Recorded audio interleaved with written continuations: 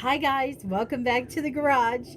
So, finally, I have some time to do some tarot tags. I have been so missing out on the tarot tag game here, but I've been having some fun doing some other things as well. So, I got some time, and so I'm going to do some tarot tags tonight.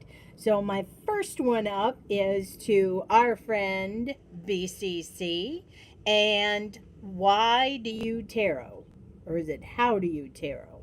One of those two. I got them mixed up, but the correct one will be in the description box below.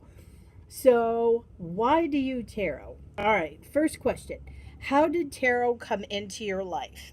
Okay, so the first time was in the 80s, and I had moved to a new state. My husband was military. We moved to a new state, and of course, I'm scoping out new witchy shops. And I found one, and there was a lady doing tarot readings. So I had a reading done, which was really great, and I fell in love with the cards. And they had some in the shop, and so I started looking around. Now, I didn't like the RWS, the original. That yellow and red, ugh. So my first deck was actually Tarot of the Cat People, because I'm a cat person. So yeah, that was the deck that started it all. So I worked with that for several years. And then, as mundane life goes, things happen. So the second time the tarot came back to me was a little over a year ago. And I was on YouTube and I was looking for some new witchy videos. And I found our very own Avalon Cameron. And she lit a fire under me for the tarot cards. And they were just, they had come so far. So that's how I got back into the tarot game, was through Avalon Cameron. Question two, how did you use it then for yourself and others? Back then, it was very predictive. It was literally like fortune telling. Ask me a question, and I'll tell you whether it's going to go good or bad or what's going to happen. So that is how I used it, not only for myself, but for friends and for others. Question three, how has your understanding of tarot changed and why? Wow, do a few decades make a change?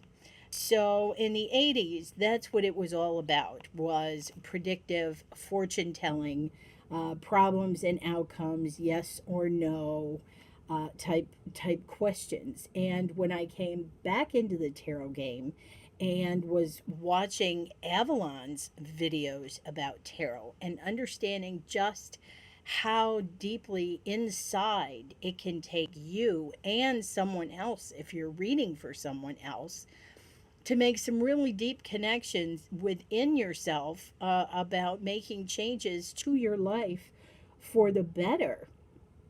And I was absolutely blown away by this, absolutely stunned and blown away that you could do this with tarot cards. It was like, why weren't we doing it back then? Well, we didn't know any better back then. But so that's how my understanding of tarot has changed. It can be used for predictive, but I like it for the spiritual and the psychological work that can be done using it. So yeah. Next question. How do you use it now for yourself and others? And that's what I do. I use it to empower people in their life. I use it to empower myself and help me make the changes that I want to make. It also helps me stay on top of my game. Am I going in the right direction? Sometimes I'll have a question come up. It's like, did I make a wrong decision? If I did, can I fix it? um, you know, that's how I use it for myself and for others these days as well. And then the last question is, why do you tarot? Why wouldn't you tarot? It's so much fun.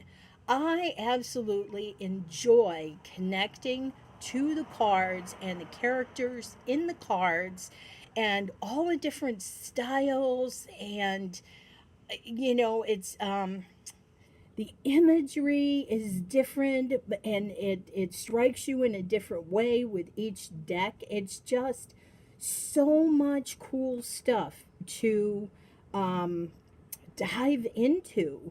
That's why I get so excited with a new deck. It's like, ooh, what is this one going to bring me? Where is this going to fit into the scheme of things? How is this going to fit into my life? It it it just excites me to no end. I just love to tarot. I just love to tarot. So there you go. There's my answers. There's why I tarot. So much love. Thanks, BCC. And I'll see you next time.